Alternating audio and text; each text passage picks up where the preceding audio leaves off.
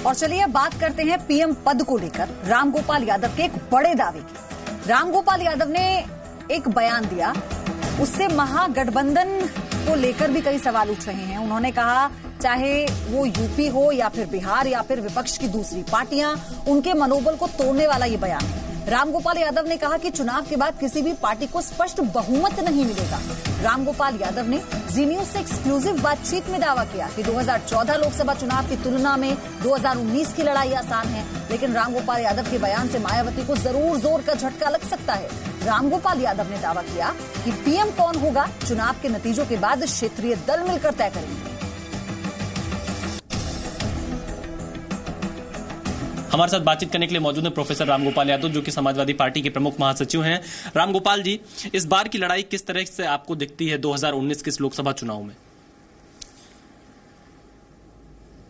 2014 की तुलना में इस बार की लड़ाई हमारी बहुत ही आसान भी है और फिरोजाबाद में तो है ही आसान, लेकिन हमें तो आसपास के जिलों में भी हर जगह दिखाई पड़ रहा है कि कहीं बीजेपी, लड़ाई तो बीजेपी से ही होगी, लेकिन कहीं बीजेपी मुकाबला नहीं कर पा रही।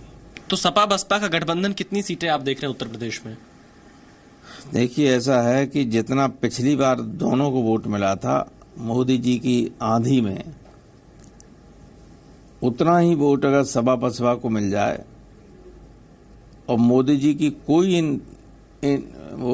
इनकम्बेंसी न हो, तब भी ये गठबंधन सारी सीटें जीतने की स्थिति में है। रामगोपाल जी, आपने बीजेपी की बात की, अगर हम कांग्रेस की बात करें तो कांग्रेस को भी आप लोगों ने एक तरह से आउट कर रखा है। 2 सीटें छोड़ रखी है, अमेठी रायबरेली। आखिरकार कांग्रेस से इतनी दूरी क्यों, जो कि 2017 में आप लोग साथ चुनाव लड़े थे? 2017 के चुनाव का अनुभव ठीक नहीं था। एक तो हमने उन्हें सीटें ज्यादा दी, लोक दल और कांग्रेस दोनों जब लड़े थे तो 52 सीटों पर वो नंबर 2 पर थे केवल।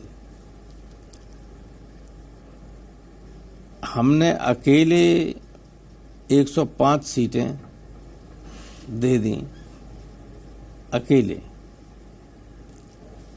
कांग्रेस को।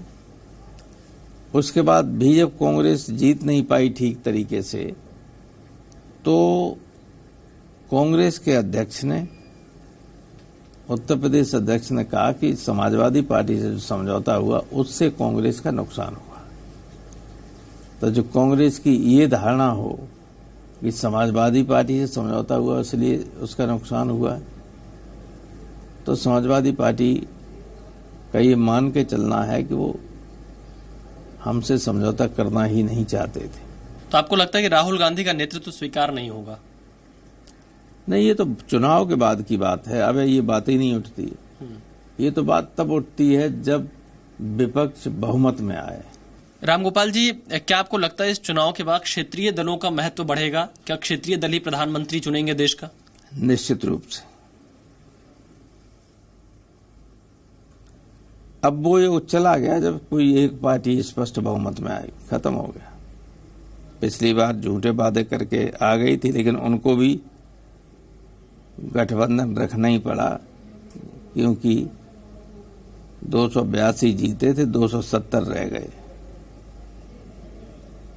272 से सरकार बनती।